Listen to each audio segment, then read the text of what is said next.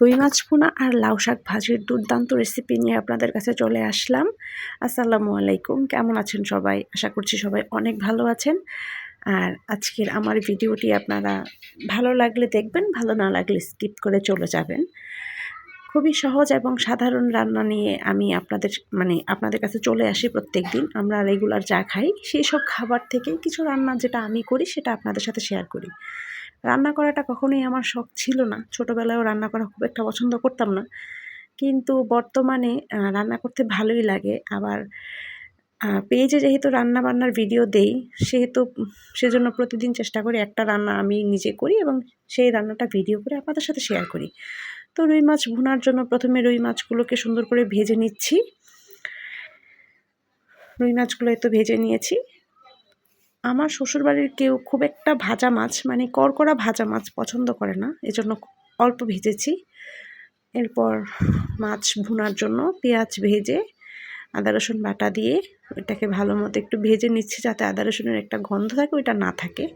তারপরে দিয়ে দিচ্ছি হলুদের গুঁড়া, পরিমাণ মতো হলুদের গুঁড়া, মরিচের গুঁড়া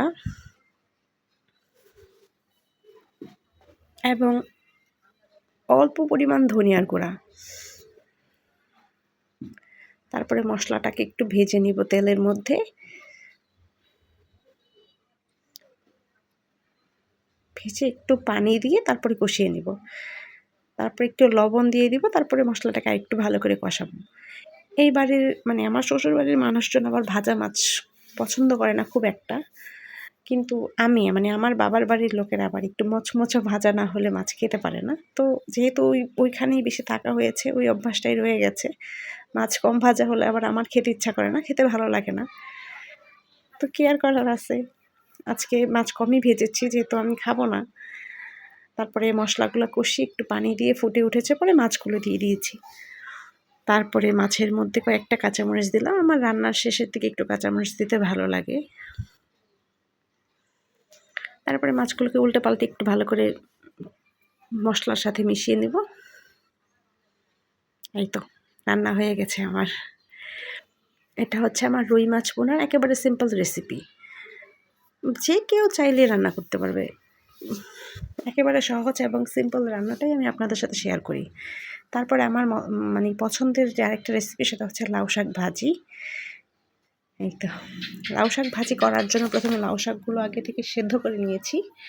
তারপরে লাউ শাকগুলোকে বাগার দেওয়ার জন্য, যেটাকে আমরা অনেকে বলে ফোড়ন দেওয়া, আর আমি বাগার দেওয়াই বলি। এই তো লাউ শাকগুলোকে বাগার দেওয়ার জন্য শুকনা মরিচ, রসুন, পেঁয়াজ, কাঁচামরিচ সব একসাথে ভেজে নিচ্ছি। সবগুলো যখন একটু লাল লাল করে ভাজা হবে, একটু বেরেস্তা টাইপ হবে, এই তো একটু লাল লাল করে ভাজা হয়ে গেছে। এখন আমি সেদ্ধ করা শাকটা দিয়ে দেব। এখানে লাউ শাকের মধ্যে আলুও দিয়েছিলাম। এই তো ভাজা পেঁয়াজ রসুনের সাথে শুকনা মরিচের সাথে লাউ শাকটাকে ভালো করে মিশিয়ে নিব। লাউ শাক লাউ শাকের মধ্যে যে একটু পানি ছিল ওটা একটু টেনে যাবে, ভাজা ভাজা হয়ে যাবে।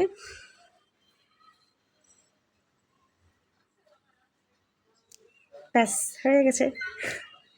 একেবারে সহজ, সিম্পল এবং সাধারণ রেসিপি দেখার জন্য ধন্যবাদ সবাই।